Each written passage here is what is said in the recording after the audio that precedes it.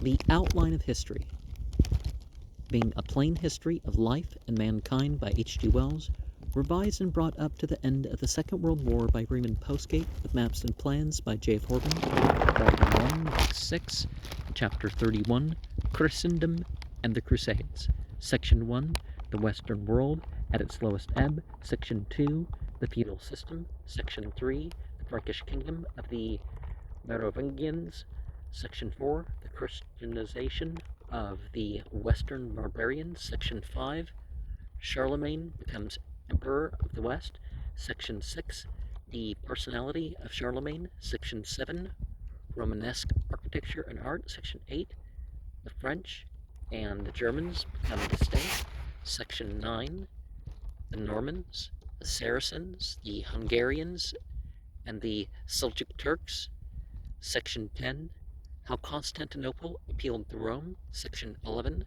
the Crusades, Section 12, the Crusades, a test of Christianity, Section 13, the Emperor Frederick II, Section 14, effects and limitations of the papacy, Section 15, a list of leading popes, Section 16, Gothic architecture and art, Section 17, medieval music, Section 1. Let us turn again from this intellectual renaissance in the cradle of the ancient civilizations to the affairs of the Western world. We have described the complete economic, social, and political breakup of the Roman imperial system in the West, the confusion and darkness that followed in the 6th and 7th centuries, and the struggles of such men as Cassiodorus to keep alight the flame of human learning amidst these windy confusions. For a time it would be idle to write of states and rulers. Smaller or greater adventurers seized a castle or a countryside and ruled an uncertain area. The British Islands, for instance, were split up amidst a multitude of rulers, and numerous Celtic chiefs in Ireland and Scotland and Wales and Cornwall fought and prevailed over and succumbed to each other. The English invaders were also divided into a number of fluctuating kingdoms: Kent, Wessex, Essex, Sussex, Mercia, Northumbria, and East Anglia, which were constantly at war with one another. So it was over most of the Western world. Here a bishop would be the monarch, as Gregory the Great was in Rome. Here a town or a group of towns would be under the rule of the duke or prince of this or that. Amidst the vast ruins of the city of Rome, half-independent families of quasi-noble adventurers and their retainers maintained themselves. The Pope kept a sort of general predominance there, but he was sometimes more than balanced by a Duke of Rome.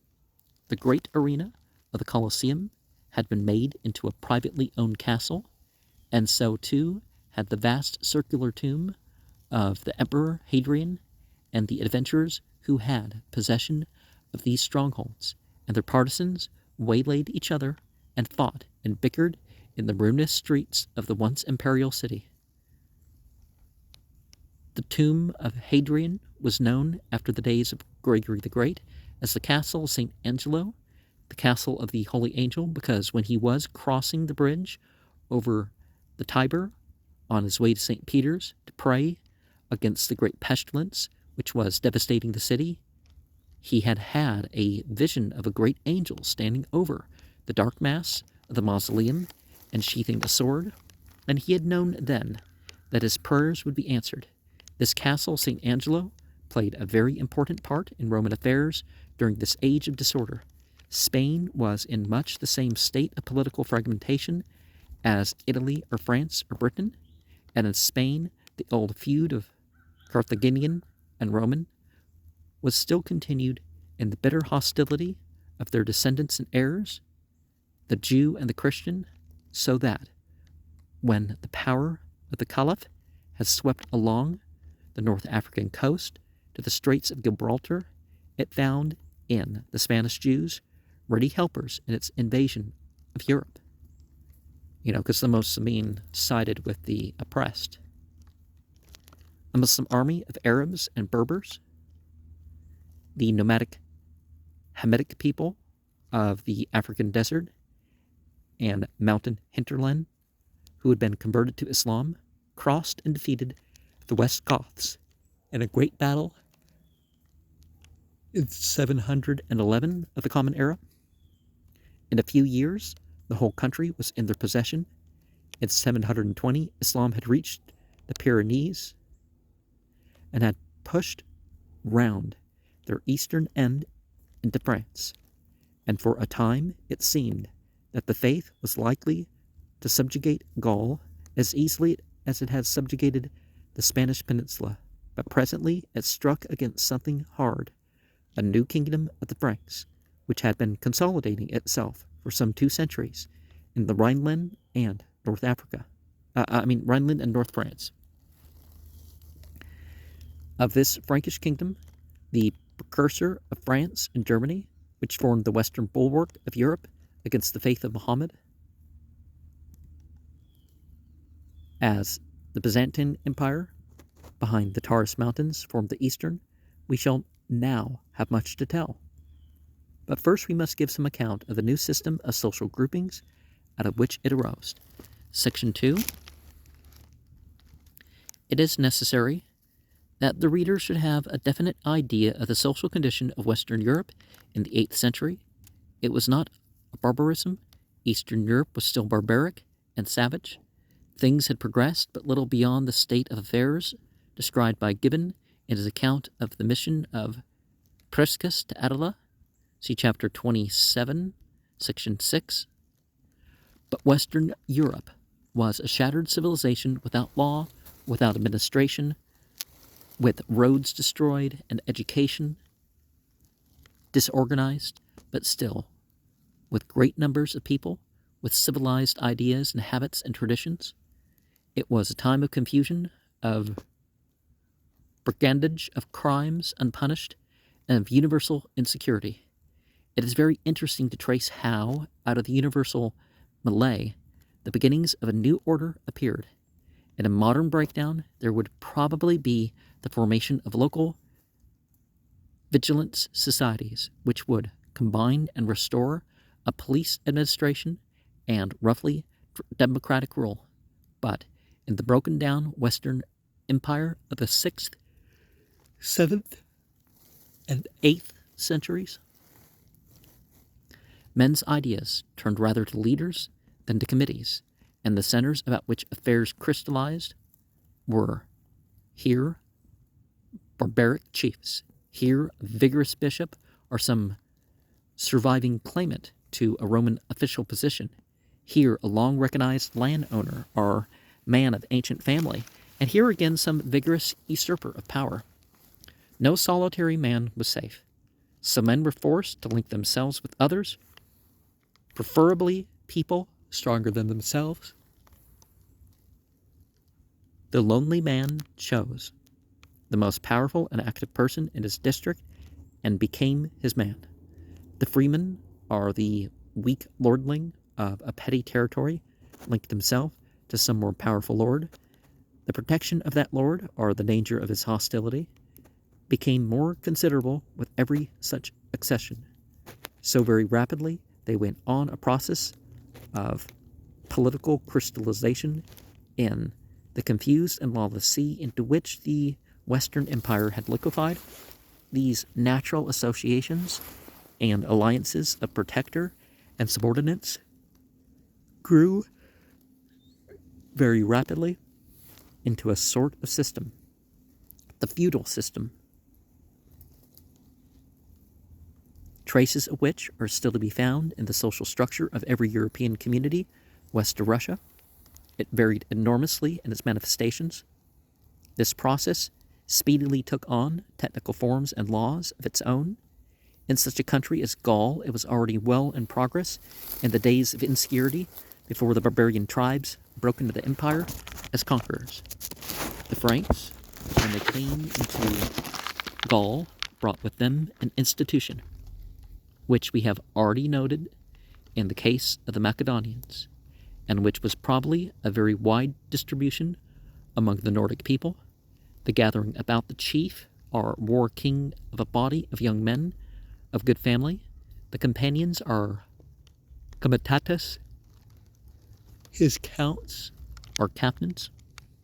It was naturally, in the case of invading peoples, that the relations of a weak lord to a strong lord should take on the relations of a count to his king, and that a conquering chief should divide seized and confiscated estates among his companions. From the side of the decaying empire, there came to feudalism the idea of grouping for mutual protection of men and estates.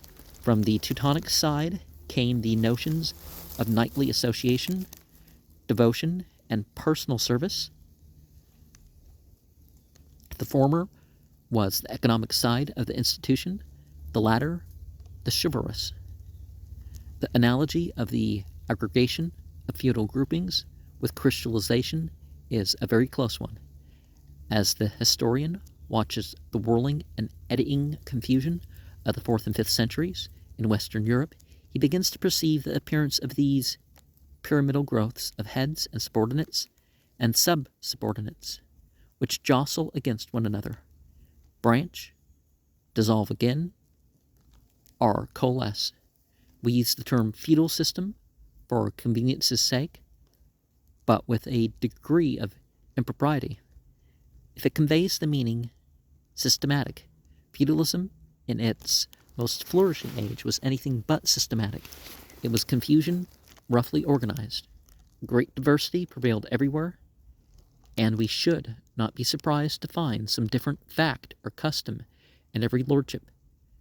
Anglo-Norman feudalism attained in the 11th and 12th centuries a logical completeness and a uniformity of practice which in the feudal age proper can hardly be found elsewhere through so large a territory. And speaking of territory, here's a map of Europe, about 500 of the Common Era. The foundation of the feudal relationship proper was the fief, which was usually land, but it might be any desirable thing, as an office, a revenue in money or kind, the right to collect a toll or operate a mill. In return for this, the man became the vassal of his lord. He knelt before him, and with his hands between his lord's hands, promised him fealty and service. The faithful performance of all the duties he had assumed in homage constituted the vassal's right and title to his fief.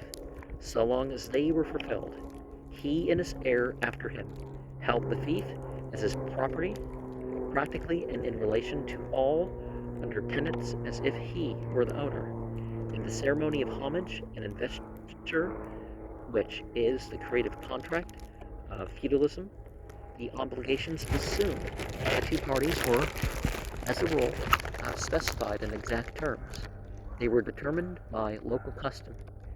In many points of detail, the vassal's service differed widely in different parts of the feudal world. We may say, however, that they fall into two classes, general and specific. The general included all that might come under the idea of loyalty, seeking the Lord's interests, keeping his secrets, betraying the plans of his enemies, protecting his family, etc. The specific services are capable of more definite statement, and they usually received exact definition in custom and sometimes in written documents. The most characteristic of these was the military service, which included appearance in the field on summons with a certain force, often armed in a specified way and remaining a specified length of time. It often included also the duty of guarding the Lord's castle and of holding one's own castle subject to the plans of the Lord for the defense of his fief. Theoretically regarded, feudalism covered Europe with a network of these fiefs, rising in graded ranks, one above the other, from the smallest, the knight's fee, at the bottom, to the king at the top, who was the supreme land owner, or who held the kingdom from God. Encyclopedia Britannica, 12th edition, article Feudalism by Professor G.B. Adams.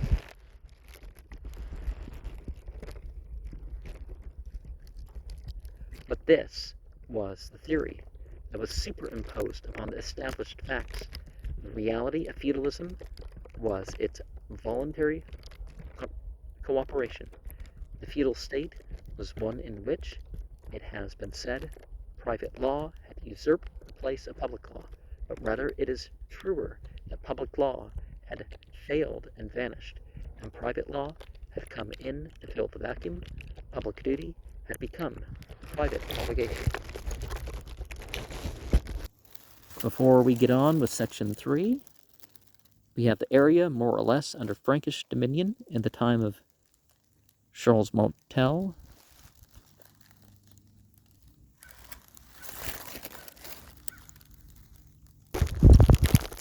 We have already mentioned various kingdoms of the barbarian tribes who set up a more or less flimsy dominion over this or that area amidst the debris of the empire. The kingdoms of the Suevi and West Goths in Spain, the East Gothic kingdom in Italy, and Italian Lombard kingdom, which succeeded the Goths after Justinian had expelled the latter, and after the Great Pestilence had devastated Italy. The Frankish kingdom was another such barbarian power, which arose first in what is now Belgium, and which spread southward to the Loire, but it developed far more strength and solidarity than any of the others. It was the first real state to emerge from the universal wreckage. It was the first real state. It became, at last, a wide and vigorous political reality, and from it are derived two great powers of modern Europe, France and the German Empire. Its founder was Clovis, 481, 511, who began as a small king in Belgium and ended with his southern frontiers nearly at the Pyrenees. He divided his kingdom among his 4 sons, but the Franks retained a tradition of unity in spite of this division, and for a time internal wars, where a single control united rather than divided them. A more serious split arose, however, through the Latinization of the Western Franks, who occupied Romanized Gaul and who learned to speak the corrupt Latin of the subject population, while the Franks at the Rhineland retained their Low German speech. At a low level of civilization, differences in language caused very powerful political strains. For 150 years, the Frankish world was split in two. Neustria, the nucleus of France, speaking a Latinized speech, which became at last the French language we know, and Austrasia and Rhineland, which remained German. The Franks differed from the Swabians and South Germans and came much nearer the Anglo-Saxons in that they spoke a Low German and not a High German dialect. Their language resembled Catgut and Anglo-Saxon, not douche, and was a direct parent of Dutch and Flemish. In fact, the Franks, where they were not Latinized, became Flemings and Dutchmen, as South Holland. North Holland is still Friesisch, i.e. Anglo-Saxon. The French, which the Latinized Franks and Burgundians spoke in the 7th to 10th centuries, was remarkably like the Romanesque language of Switzerland, judging from vestiges that remain in old documents. We will not tell here of the decay of a dynasty, the Merovingian dynasty, founded by Clovis, nor how in Austrasia a certain court official, the mayor of the palace, gradually became the king de facto and used the real king as a puppet. The position of mayor of the palace also became hereditary in the 7th century, and in 687 a certain Pepin of Herstal, the Austrasian mayor of the palace, had conquered Neustria and reunited all the Franks. He was followed in 721 by his son, Charles Martel, who also bore no higher title than mayor of the palace. His poor little Merovingian kings do not matter in the slightest degree to us here. It was this Charles Martel who stopped the Muslimin. They had pushed as far as Tours when he met them, and in a great battle between that place and Poitiers, 732, utterly defeated them and broke their spirit. Thereafter, the Pyrenees remained their utmost boundary. They came no further into Western Europe. Charles Martel divided his powers between two sons, but one resigned and went into a monastery, leaving his brother Pepin sole ruler. This Pepin it was who finally extinguished the descendants of Clovis. He sent to the Pope to ask who was the true king of the Franks, the man who held the power or the man who wore the crown. And the Pope, who was in need of a supporter, decided in favor of the mayor of the palace. So Pepin was chosen king at a gathering of the Frankish nobles in the Merovingian capital, Soissons, and anointed and crowned. That was in 751.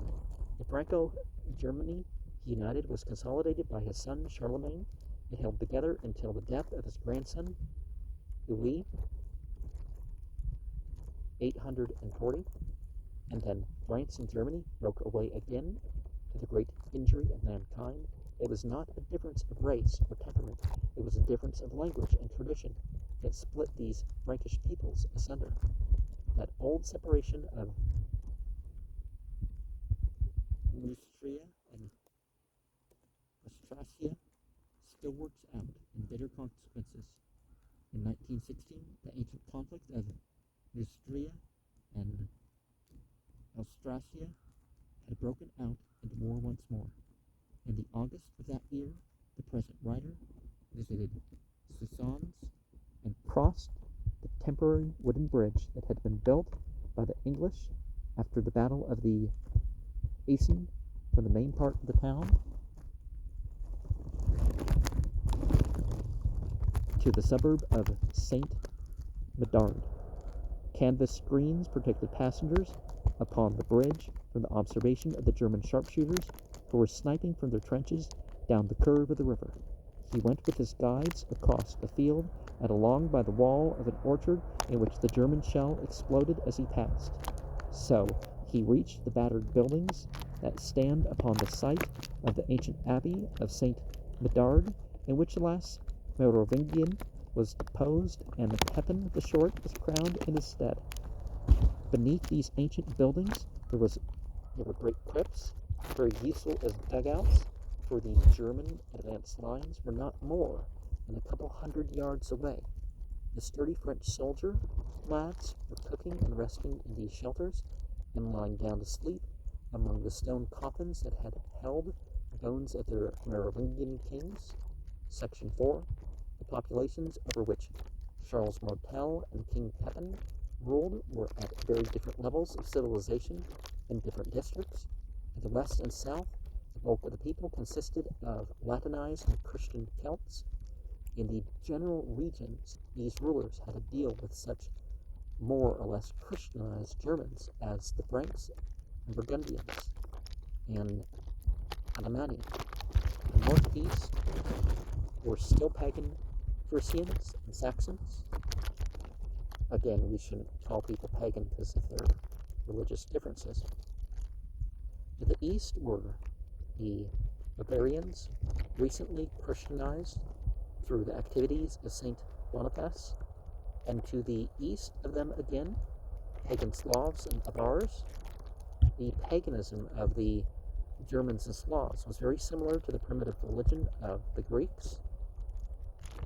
It was a manly religion in which the temple, priest, and sacrifices played a small part, and its gods were like men, a kind of school prefects of more powerful beings who interfered compulsively and irregularly in human affairs. The Germans had a Jupiter and Odin, a Mars and Thor, Venus and Freya, and so on. Throughout the 7th and 8th centuries, a steady process of conversion to Christianity went on amidst these German and Slavonic tribes. It will be interesting to English-speaking readers to note that the most zealous and successful missionaries among the Saxons and Frisians came from England. Christianity was twice planted in the British Isles. It was already there while Britain was a part of the Roman Empire. The martyr, St. Alban, gave his name to the town of St. Albans, and nearly every visitor to Canterbury has also visited little old St. Martin's Church, which was used during the Roman times. From Britain, as we have already said, Christianity spread beyond the imperial boundaries into Ireland. The chief missionary was St. Patrick. Well, it took to the 1800s for Ireland to be a Christian majority, some say. And there was a vigorous monastic movement with which are connected the names of St. Columba and the religious settlements of Iona.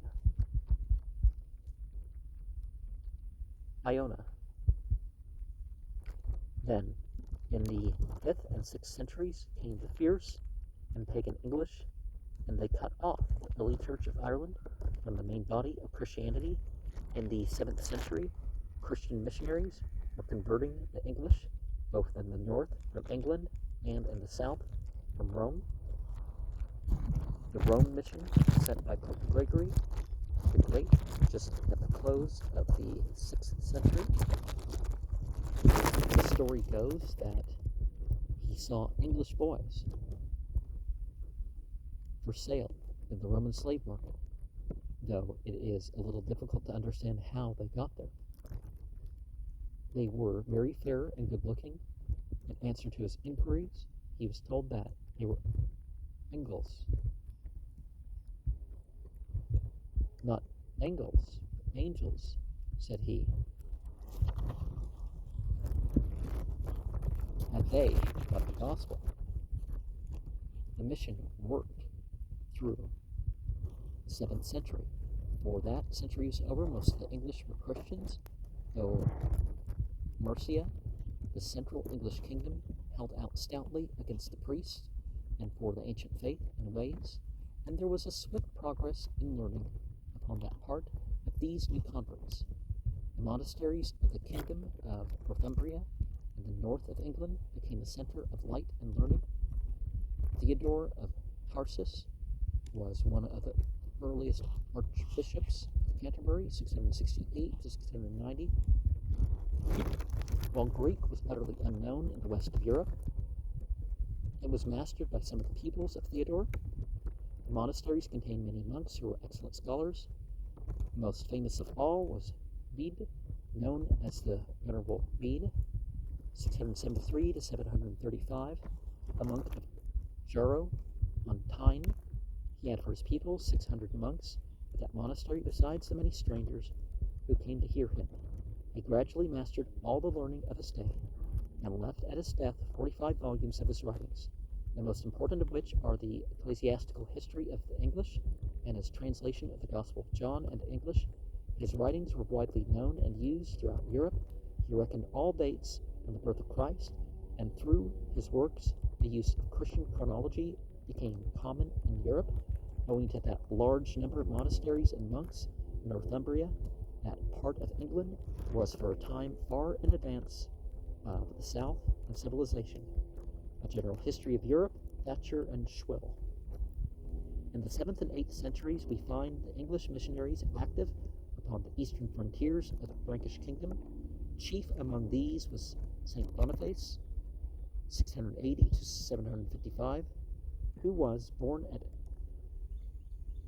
Crediton in Devonshire, who converted the Frisians, Thuringians, and Hessians, and who was martyred in Holland, both in England and on the continent. The ascendant rulers seized upon Christianity as a unifying force to cement their conquests. Christianity became a banner for aggressive chiefs as it did in Uganda and Africa in the bloody days before that country was annexed to the British Empire. After Pepin, who died in 768, came two sons, Charles and another, who divided his kingdom, but the brother of Charles died in 771, and Charles again became sole king in 771 to 814 of the growing realm of the Franks. This Charles is known in history as Charles the Great, or Charlemagne. England in 640.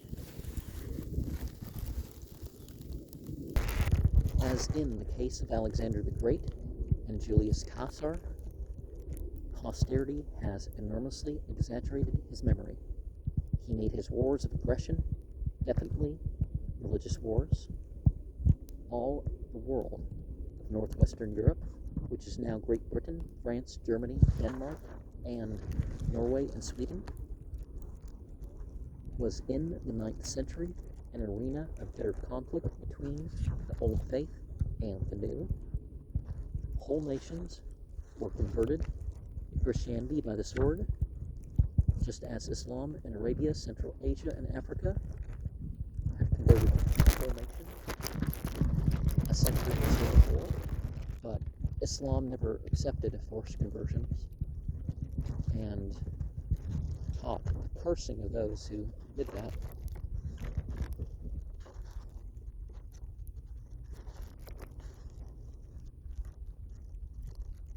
With fire and sword, Charlemagne preached the gospel of the cross, the Saxons, Bohemians, and as far as the Danube into what is now Hungary, he carried the same teaching down the Adriatic coast through what is now Dalmatia, and drove the Muslims back from the Pyrenees as far as Barcelona. Moreover, he it was who sheltered Egbert, an exile from Wessex in England, and assisted him presently to establish himself as king in Wessex, 802. Egbert subdued Britons in Cornwall as Charlemagne conquered the Britons of Brittany, and by a series of wars, which he continued after the death of his Frankish patron, made himself at last the first king of all England, 828. But the attacks of Charlemagne upon the last strongholds of paganism, well, paganism is really dividing the land into work plots. It's not about religious difference. Provoked a vigorous reaction on the part of the unconverted. The Christianized English had retained very little of the seamanship that had brought them from the mainland, and the Franks had not yet become seamen. As the Christian propaganda of Charlemagne swept towards the shores of the North and Baltic seas, the pagans were driven to the sea. They retaliated for the Christian persecutions with plundering raids and expeditions against the northern coasts of France and against Christian England. England at the Treaty of Wedmore, 878, Alfred's kingdom. If you saw that dog, it's not welcome here, so these pagan Saxons and English of the mainland and the kindred from Denmark and Norway are the Danes and Northmen of our national histories. They were also called Vikings, and be Vikings, not Vikings, Vik, a fjord or inlet, which means inlet men, because they came from the deep inlets of the Scandinavian coast. They came in long, black galleys, making little use of sails. Most of our information about these wars and invasions of the pagan Vikings is derived from Christian sources, and so we have abundant information of the massacres and atrocities of their raids, and very little about the cruelties inflicted upon their pagan brethren, the Saxon, at the hands of Charlemagne. Their animus against the cross and against monks and nuns was extreme. They delighted in the burning of monasteries and nunneries and the slaughter of their inmates.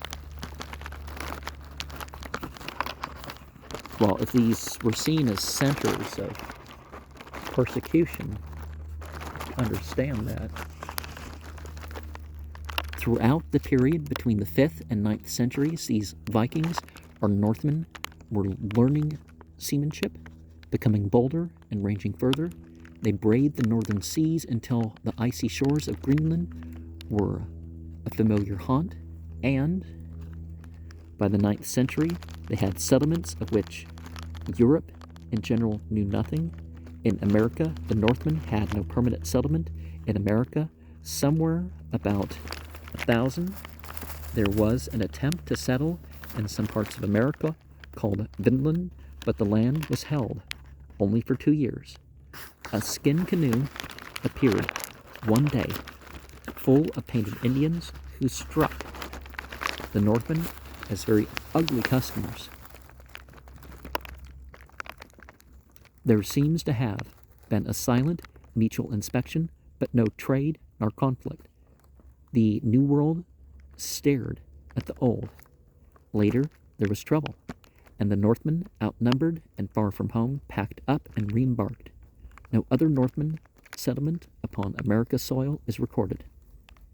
In the 12th century, many of their sagas began to be written down. In Iceland, they saw the world in terms of valiant adventure. They assailed the walrus, the bear, and the whale. In their imaginations, a great and rich city to the south, a sort of confusion of Rome and Byzantium, loomed large. They called it Miklagard, the great city.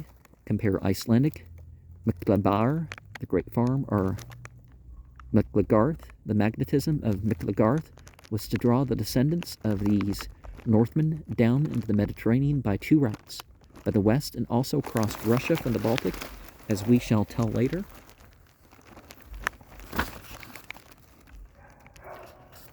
By the Russian route went also the kindred Swedes.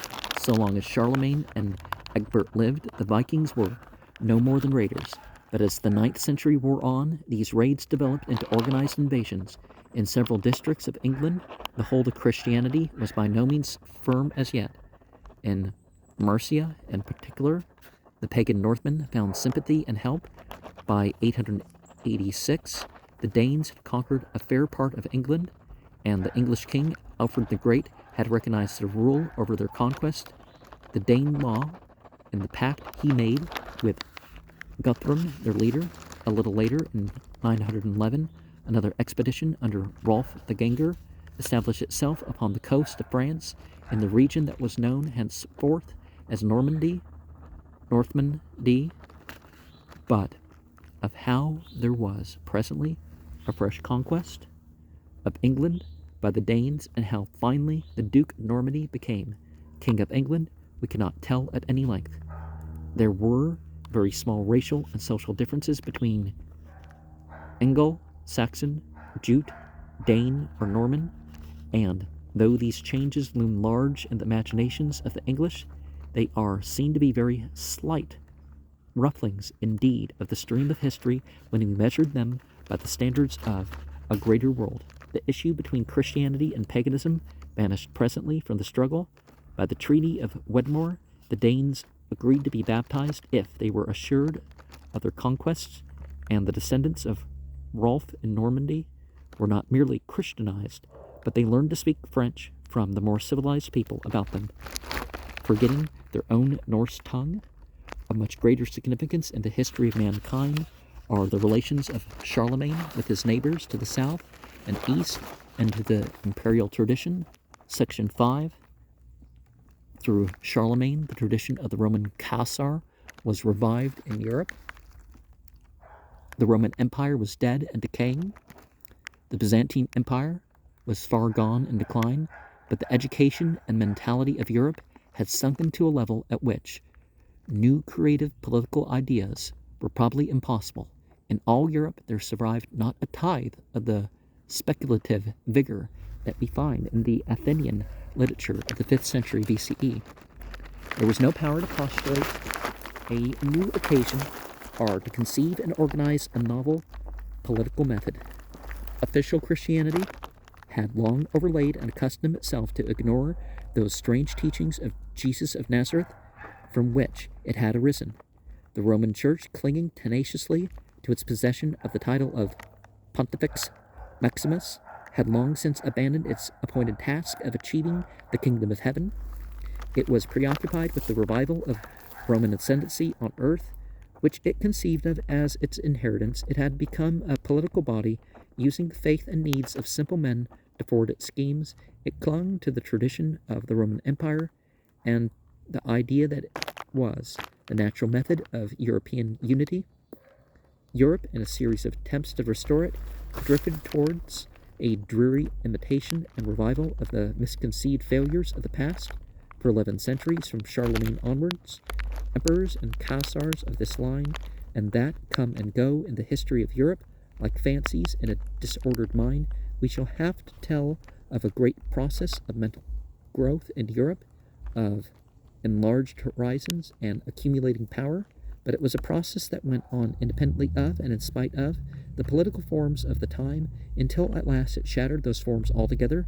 Europe, during those 11 centuries of the imitation Caesars, which began with Charlemagne and which closed only in the monstrous bloodshed of 1914 to 1918, has been like a busy factory owned by a somnambulist who is sometimes quite unimportant and sometimes disastrously in the way, or rather than a somnambulist, let us say, by a corpse that magically stimulates the kind of life. The Roman Empire staggers, sprawls, is thrust off the stage, and reappears, and if we may carry the image one step further, it is the Church of Rome which plays the part of the magician and keeps this corpse alive. And throughout the whole period, there is always a struggle going on for the control of the corpse between the spiritual and various temporal powers. We've already noted the spirit of St. Augustine's City of God. It was a book which we know Charlemagne read, or had read to him, for his literary accomplishments are rather questionable. He conceived of this Christian empire as being ruled and maintained in its orthodoxy by some such great Caesar as himself. He was to rule even the Pope. But at Rome, the view taken of the revived empire differed a little from that. There, the view taken was that the Christian Caesar must be anointed and guided by the Pope, who would even have the power to excommunicate and depose him. Even in the time of Charlemagne, this divergence of view was apparent. In the following centuries, it became acute. The idea of the revived empire dawned only very gradually upon the mind of Charlemagne. At first, he was simply the ruler of his father's kingdom of the Franks, and his powers were fully occupied in struggles with the Saxons and Bavarians, and with the Slavs to the east of him, with the Muslim in Spain, and with various insurrections in his own domains. And as the result of a quarrel with the king of Lombardy, his father-in-law, he conquered Lombardy and North Italy. We have noted the establishment of the Lombards in North Italy about 570 after the Great Pestilence, and after the overthrow of the East Gothic kings by Justinian. These Lombards had always been a danger and a fear to the popes, and there had been an alliance between Pope and Frankish king against them in the time of Pepin. Now Charlemagne completely subjected Lombardy, 774, sent his father-in-law to a monastery, and carried his conquest beyond the present northeastern boundaries of Italy into Dalmatia in 776. In 781, he caused one of his sons, Pepin, who did not outlive him, to be crowned king of Italy and Rome. There was a new pope, Leo III, in 795, who seems from the first to have resolved to make Charlemagne emperor. Hitherto, the court at Byzantium had possessed a certain indefinite authority over the pope. Strong emperors like Justinian had bullied the popes and obliged them to come to Constantinople. Weak emperors had annoyed them effectively. The idea of a breach, both secular and religious, with Constantinople had long been entertained, at the Lateran. The Lateran was the early palace of the popes in Rome. Later, they occupied the Vatican. Okay, that's why there's Lateran councils, right? And in the Frankish power, there seemed to be just the support that was necessary if Constantinople was to be declined. Europe at the death of Charlemagne, 814. So, at his accession, Leo III sent the keys of the tomb of St. Peter and the banner to Charlemagne as the symbols of his sovereignty in Rome. As King of Italy, very soon the Pope had to appeal to the protection he had chosen. He was unpopular in Rome. He was attacked and ill-treated in the streets during a procession and obliged to fly to Germany, 799. Eginhard says his eyes were gouged out and his tongue cut off. He seems, however, to have had both eyes and tongue again a year later. Charlemagne brought him back and reinstated him in 800, and occurred a very important scene. On Christmas Day in the year 800, as Charles was rising from prayer in the church of St. Peter, the Pope, who had everything in readiness, clapped a crown upon his head and hailed him Caesar and Augustus. There was great popular applause, but Eginhard, a friend and biographer of Charlemagne, says that the new emperor was by no means pleased by this coup of Pope Leo's. If he had known this was going to happen, he said he would not have entered the church, thus great festival though it was. No doubt he had been thinking and talking of making himself emperor, but he had evidently not intended that the Pope should make him emperor. He had some idea of marrying the Empress Irene, who at that time reigned in Constantinople, and so becoming monarch of both Eastern and Western empires. He was now obliged to accept the title in the manner that Leo III had adopted as a gift from the Pope, and in a way that estranged Constantinople and secured the separation of Rome from the Byzantine Church. At first, Byzantium was unwilling to recognize the imperial title of Charlemagne, but in 811, a great disaster fell upon the Byzantine Empire. The pagan Bulgarians, under their Prince Krum, 802 to 815, defeated and destroyed the armies of the Emperor Cloris, whose skull became a drinking cup for crown. This great part of the Balkan Peninsula was conquered by these people. The Bulgarians and the English nations thus became established as political unities almost simultaneously. After this misfortune, Byzantium did not dispute the revival of the empire in the west. In 812, Charlemagne was formally recognized by Byzantine envoys as emperor, and Augustus, thus the empire of Rome, which had died at the hands of Zoroaster in 476, rose again in 800 as the Holy Roman Empire, the Second Reich, right? While its physical strength lay north of the Alps. The center of its idea was Rome. It was therefore, from the beginning, a divided thing of uncertain power, a claim and an argument rather than a necessary reality. The German sword was always clattering over the Alps and Italy, and missions and legates toiling over the reverse direction. But the Germans could never hold Italy permanently, because they could not stand the malaria that the ruined, neglected, undrained country fostered. And in Rome, as well as in several other of the cities of Italy, there smoldered a more ancient tradition, the tradition of the aristocratic republic, hostile to both the emperor and the pope. And I did not know that this book would end with section 5. So if the second volume is found, we'll have to share the other 12.